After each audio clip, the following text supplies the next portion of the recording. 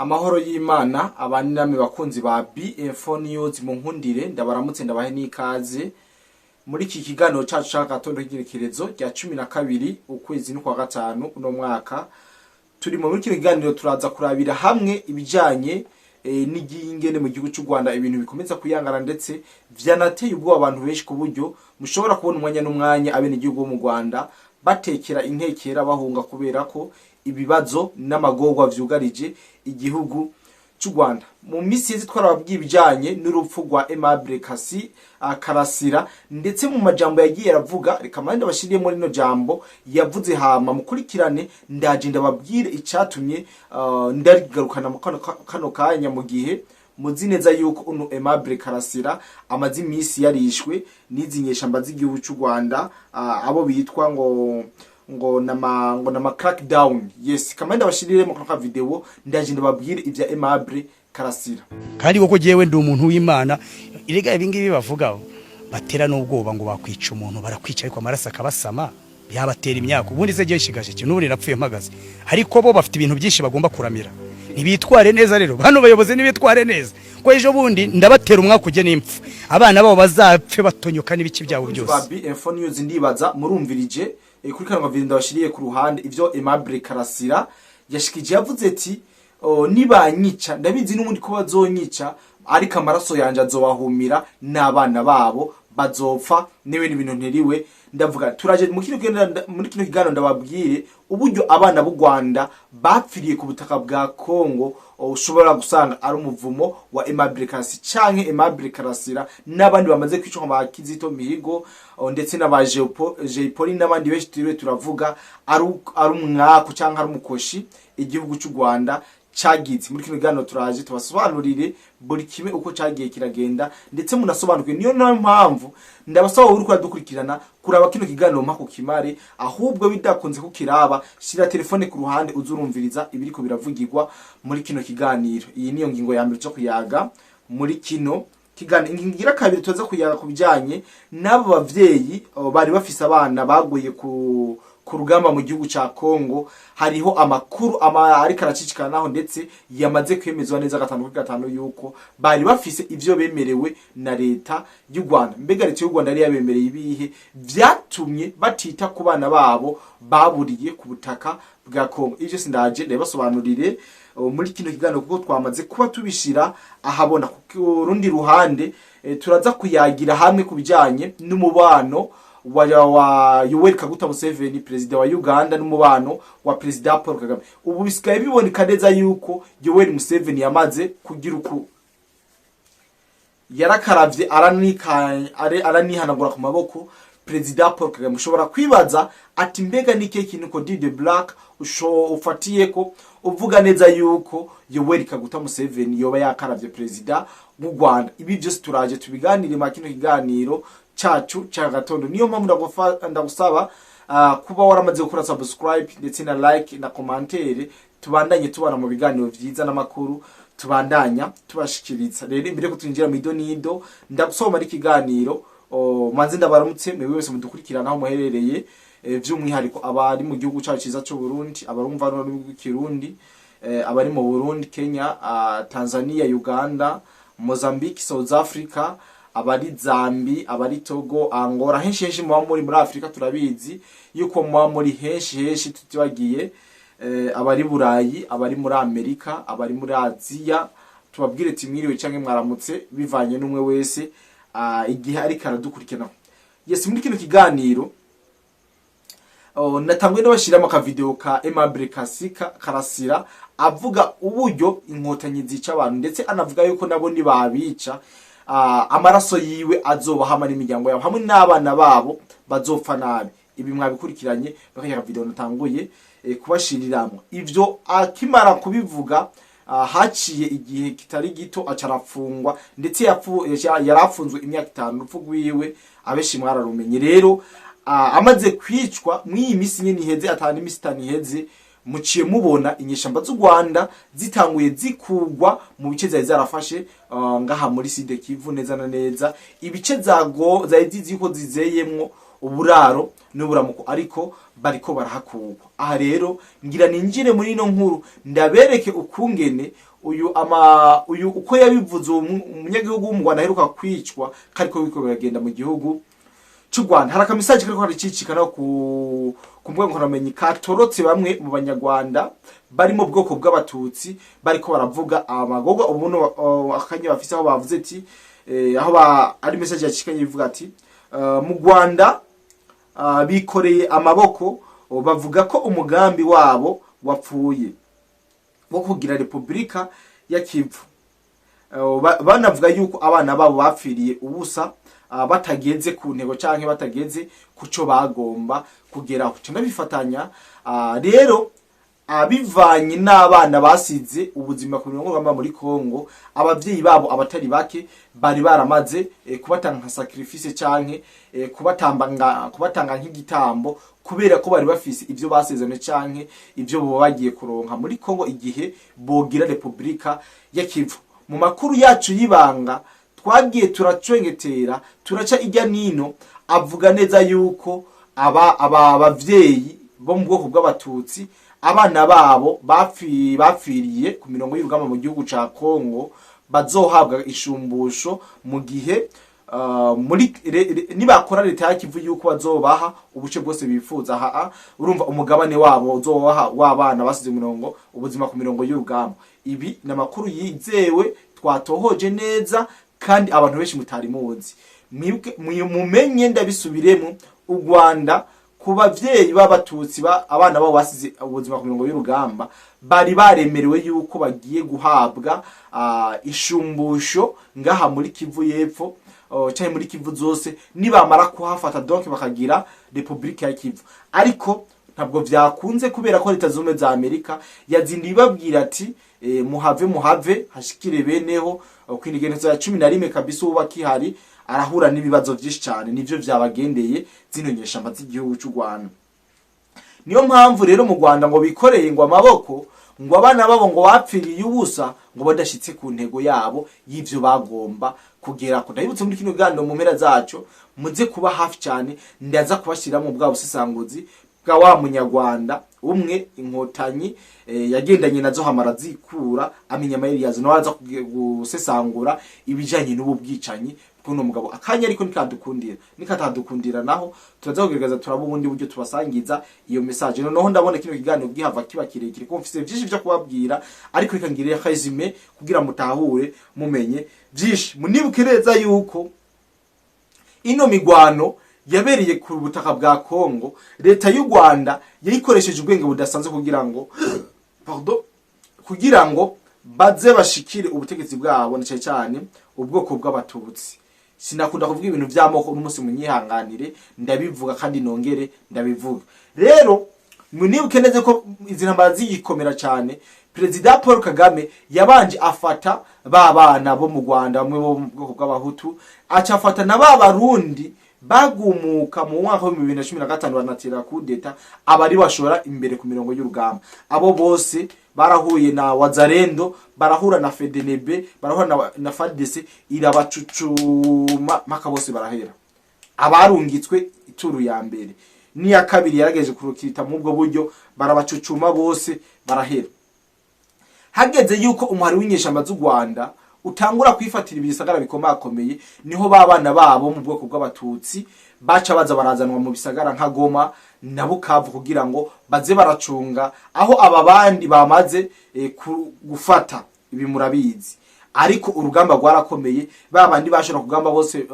bazana nk'ama antibare baraheze. Hama biba ngombwa neza yuko babana bari bazi ko ari bazoca babatware, bazoca babategetsi bo ngaha muri Kivu n'iyamara ko b'igihugu nabo birangira bagiye ku mirongo y'urugamba kubera ko igitigiri cy'abasikare mu gihugu cy'u Rwanda cyari cyagabanutse. Byabaye ngombwa nawe ko baja ku mirongo y'urugamba, barabacucuma. Muyibuke neza yuko habaye igihe bavuga yuko mu Rwanda atanumwe yemerewe kwibuka uwiwe yasize ubuzima ku mirongo y'urugamba. Ibi murabizi je ko Dide Black nagumye ndebashikiriza amakuru n'ibigano twagomye tubaha. Rero uno musi aka message kariko karavuga ko mu Rwanda bikoreye amaboko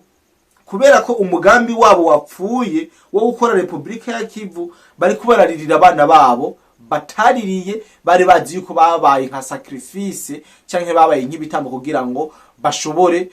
kwigarurira ibice binini binini canke guhabwa indishi y'akababaro mu gihugu ca Kongo nibamara kugira igihugu ca Kivu. Rero bariko bararira abana babo, bariko bararira imbwa n'imbwegwe, babuza abana, babuze niki nayo maparcelle canke nivyo babemereye aha muri Kivu mu gihe bari barabemereye ko bazobaha nk'ishumbusha. Ariko Leta Zunze za Amerika ibiciyemo umurongo utukura. Tubibutse neza yuko ibi vyari vyaravuzwe na Aimable Karasira, yari yavuze ati jewe ndatera umwaka ndi muramuka munyishe. Umwaka yarawubateye, ico bari bizeye nk'icizere yuko bagiye zoronka indishi y'akababaro ngo Leta Zunze za Amerika ibiciyemo imirongo utukura. Ibi vyose nivyo novuga yuko bitoroheye igihugu cy'u Rwanda. Amagingo tuvugana ndibaza president w'u Rwanda ntabwo agitora agatiro kubera ko bisa nuko ibibazo vyamukomeranye vyabaye vyinshi, ndetse umwanya n'umwanya batamwitaye ku magara yiwe arashobora kwishwa na depression cyangwe na AVC. AVC irashobora kumuhitana kabisa, canke stroke mu gihe hatogiho cyanze canke ngo bamwiyegereze. Narijya muzi neza ko abari basanzwe bamushigikiye bamuvuye inyuma. Turi kuri Leta Zunze za Amerika, tuje no kuyiri Yoweri Kaguta Museveni yamaze kuba musezera, yamaze kuba mwigarama, yamaze kuba ubu tuvugana mu buryo bwiramvuye imigenderanire yapfuye. Twaje tubabwira imigenderanire yabo ingene yapfuye, n'ivyemeza vyerekana neza yuko umuriro uri hagati y'u Rwanda na Uganda aho uzohava waka kuruta umuriro uri hagati y'ubundi n'u Rwanda ndetse n'u Rwanda hamwe na Kongo. Ibi ndazi neza yuko mubizi. Rero abavyeyi mwihangane mu buzimwa n'imbwebwe, mu buzaka yabo n'imbeba. Abana banyu mwarabashoye ngo bagikwa higira ngo batungo muri Kivu ngo niyabe igihugu, ariko no musi ntabwo bigikunze. Mwihangane, ariko ndazi neza yuko abo bana bo atagicaha barimwo, ahubwo ivyaha bifise mwebwe nyene mwabashoye kuri songwe, kandi muzi neza yuko urugamba tago muzotsinda kandi ivyo mubizi. Rero murabuze imbwa n'imbwebwe, Karasira arabahumiye, arabateye umukoshi, bahaburijwemwo imigambi yanyu yose. Rero mu gihugu cy'u Rwanda murumva neza yuko ibintu bidasanzwe. Nari kubashiramo ikiganiro cyangwa ikiyago badrama yakoze kandi n'abandi banyarwanda nabo bagowe, ariko umwanya ndabona ari muto cyane. Reka tubandanye tubabwire ibya Museveni, twongere tubabwire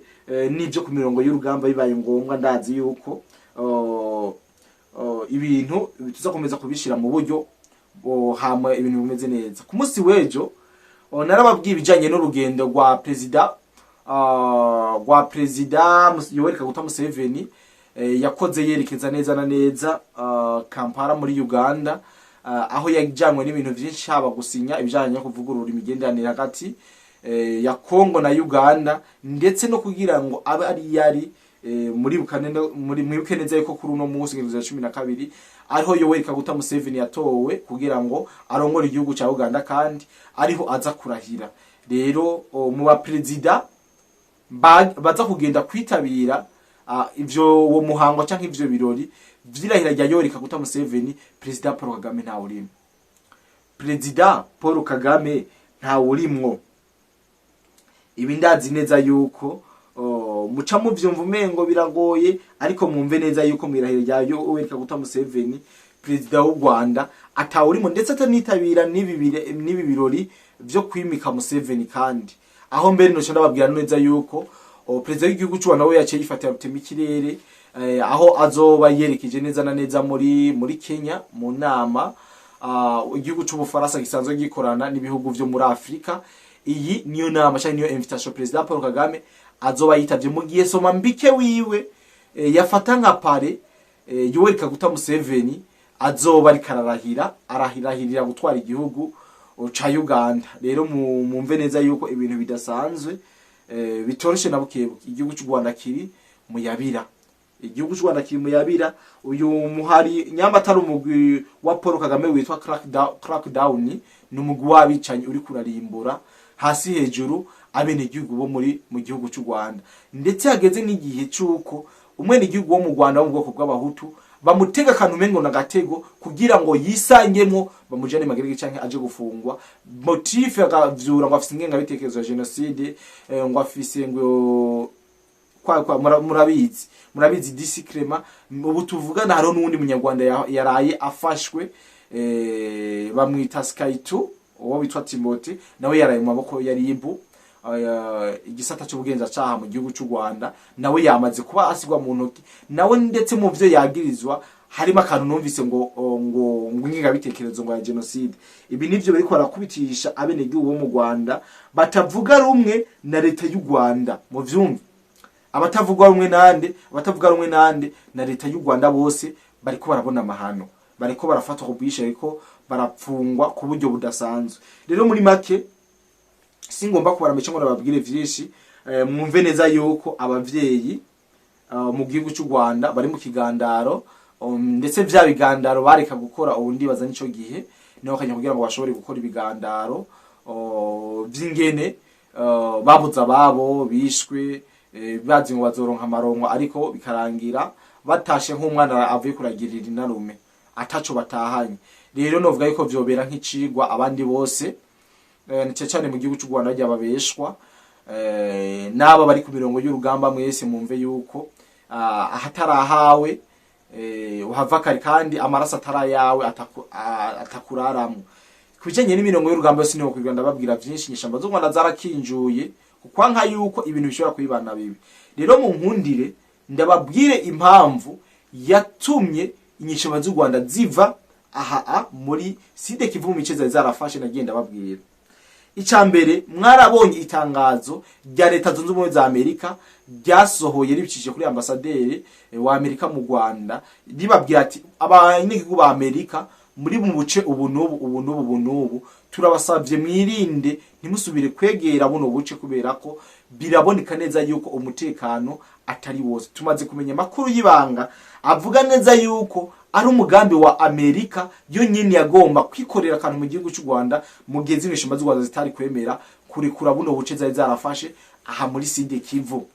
aya makuru arizewe kandi nayatoje mu buryo bukwiye ushaka uyanyemerere kabisa rero uko piro yari yakozwe twarababwiye neza yuko Eric Prince arongoye umuhari w'abagwanyi b'Abanyamerika wigenga Blackwater yandikiye urwandiko president w'igihugu cy'u Rwanda president Paul Kagame amubwira yuko amuha agasopo kujanye n'ibiriko biraba muri ndetse amubwira kurekura ko neza atabirahononekara ari navyo leta zunze za Amerika yaciye ibabwira ati gushikalo 11 murabizi je twavuganye ngano ntishobora kubandanya amo tubahirije ivyo twababwiye munibuke neza yuko bababwiye ibice ku birometero 25 uva mu gisagara ca Uvira ariko ntibari bavyubahirije zino nyishamba z'igihugu cy'u Rwanda ni nayo mpamvu ubona neza yuko nubu byakumye ibibazo byamye bibagaruka ko hasi no hejuru rero umugambi cyangwa amakuru tumaze kumenya nuko Blackwater yagira itanguze ibitero bikomakomeye aha muri za Rusizi na za Rubavu ndetse bijya bice donc bagiye baravuga amakuru dufise nuko aribo bagomba kuhatanguza imigwano ari navyo vyatumye President Paul Kagame yemera kurikura bino bice yarafashe ngaha ku butaka bwa Kongo bavuga yuko ngo ingurube ngo ntiruka ngo nubwo yo umusumari ngo ntidahwa ngo nubwo yo umusumari ngo gisambo ngo isuma ngo cyamaze kwiba ngo kugira ngo kirekure ngo kuza umuhini nagenda babwire ko President Paul Kagame wewe yarekuye atawurani nda kumushira kw'inkoni yaciye arekura kubera ko yarazi yuko ibigiye kumubako kumbere yobaye nka maduwa mukamuhiga mukamubura ari niyo makuru tumaze kumenya yuko Blackwater yo nyine yagiye yikorera akantu muri ibice byo hakurya mu gihugu cy'u Rwanda ariko President Paul Kagame yavuze ati abenegihugu n'abataye muhangate uva kera rika muri no mwanya ndabakingire kamingira abenegihugu muri kano kanya kugira ngo ntibashobore sinshobore kubakwegira mu bibazo ibi canke ibindi rero ibijanye n'ibitero vya Blackwater vyagira bitangore ngako butaka bw'u Rwanda ari navyo ariyo choice President Paul Kagame yarafise kuko munibuke neza nta kwezi kwari guheze atangaje neza avuga yuko atazigera arekura igice na kimwe yafashe muri Kongo mu gihe umuhari ngo FDLR ukiri mu gihugu ca Kongo ndibariza President Paul Kagame FDLR woba wayitahanye canke bimeze gute abanyarwanda tension sava FDLR mwayitahanye bimeze gute FDLR iri mu Rwanda yes kunavuga yuko kwabaye kwihenda kwabo kuko diplomasi ni diplomasi niko vyama bigenda mukomeze kwihangana abo mwahaburiye ni benshi turabizi kandi ni mwakomeza kuba intagondwa muzokomeza muhaborira abandi kuko General Neva yarebabwiye nk'umuvyi yababwiye ati nimukomeza kugwana mutemeye ibiganiro muzokomeza mukubitwe mupfe muhere mushire ibi yarebabwiye kandi ndazi yuko ngo ryamukuru ngo riratinda ngo ariko rirashika iryamukuru rirateba ariko rirashika rero singomba kubarambira ngo ndabwire vyinshi n'umunsi w'ibikogwa ya video ndaza kwibashiriramwo sineshira ko ngaha kubera ko iganisha amaze ko kireno ngomba kubarambira ndabashimiye cyane mwebwe mwese mudukurikirana wowe wamaze gukora subscribe ndagushimiye wowe wafyonze kuri like nakubonye nagushimiye waje muri commentaire wowe biri babiboneka cyane namwe ndabashimiye cyane nkomeza no gushimira abantu bose mukunda kudukurikirana mu ivyiyumviro ibitekerezo ndizera yuko Uwiteka Imana akomeza akubagirira neza mu bandi ndetse no vyanje Nitwa Codide Black mu nkunde ndabike banure turongera mu bindi bigano vyacu vy'uno munsi bye bye.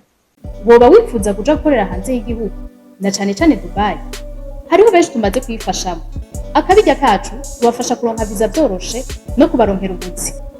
ubuzi tubaronkera no gukurikira ubwubatsi construction, ubushoferi driving, gushikana ibintu ku mukiriya delivering, gukora mu bubiko bunini bw'amasosiyete warehouse, gucungera ingo amasosiyete n'ibindi abo twita aba security. Hejuru y'ibyo tubafasha kuronka visa byihuse kandi ku kabeyi katavuna. Dusange muri Mairie de la Ville, bureau numéro 6, canke mutwakure kuri +971 50 88 13 005 canke +257 79 90 29 73. Kuronka akazi hanze y'igihugu biroroshe cane, hasigaye amahitamo yawe. Ubuvuzi kama Good Life ikorana na Agevu mu Burundi irabahaye ikaze mu ivuza indwara zitandukanye kandi zibabaje harimo amibe, estoma, umugongo, prostate, amaso, ishano, diabete n'ibindi byinshi. Dusange Centre Ville, Boulevard de l'Icona, numéro 5, urenganye gato ikiraro, mu Kanyosha kujya gatanu hampande y'isoko, no mu Gatumba ku ipoto ya 34 canke mutwakure kuri 67 95 46 56 canke 62 98 83 41. Hamwe na Good Life twitwararika amagara yanyu nka yacu.